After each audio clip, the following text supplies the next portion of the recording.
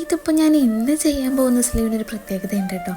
ഏത് സ്ലീവും അല്ലെങ്കിൽ ഏത് നെക്കും കിട്ടിയാലും ഞാൻ ട്രൈ ചെയ്ത് നോക്കുക എന്നുള്ളത് ഉറപ്പുള്ള ആൾക്കാർക്ക് എന്തായാലും ട്രൈ ചെയ്ത് നോക്കാൻ പറ്റുന്ന ഒരു ഐറ്റമാണ് കേട്ടോ.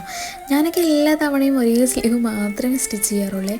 എനിക്കതാണ് കംഫർട്ടെന്ന് തോന്നും, അപ്പോൾ പിന്നെ അങ്ങനെ ചെയ്യും. ഇതെന്ന ഒരു വെറൈറ്റി പാറ്റേണാണ് കേട്ടോ. ആർക്കും ചെയ്തെടുക്കാൻ പറ്റും, എളുപ്പമാണ്, പിന്നെ വലിയ കാര്യമായിട്ട് പരിപാടികളൊന്നുമില്ല. ഇതുപോലെ നമ്മൾ അതൊന്ന് നട്ടും മടക്കിയിടുക.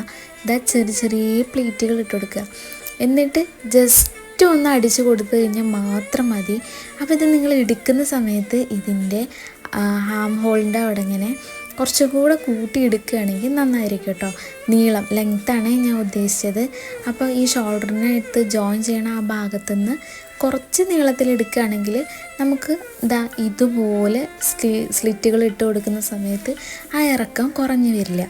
പിന്നെ ഇത് അടിക്കാൻ വേണ്ടിയിട്ട് നല്ല എളുപ്പമാണ്, ആർക്കും ചെയ്തെടുക്കാൻ പറ്റും. പക്ഷേ ഇതിൻ്റെ ഔട്ട്ഫിറ്റ് കണ്ടു കഴിഞ്ഞാലുണ്ടല്ലോ, നമ്മൾ കുറേ നേരം പണിപ്പെട്ടിട്ട് ഉണ്ടാക്കിയ ഒരു വർക്കാണെന്ന് തോന്നും കേട്ടോ. പക്ഷേ ഇതിൻ്റെ പുറകിലെ പണികൾ നമുക്ക് മാത്രമല്ല അറിയുള്ളൂ. അതുകൊണ്ട് കുറച്ച് ഹെവി ആയിട്ട് തന്നെ ചെയ്തെന്ന് പറയുകയും ചെയ്യാം. ഇങ്ങനെയായിരിക്കും കേട്ടോ. എങ്ങനെയുണ്ട്?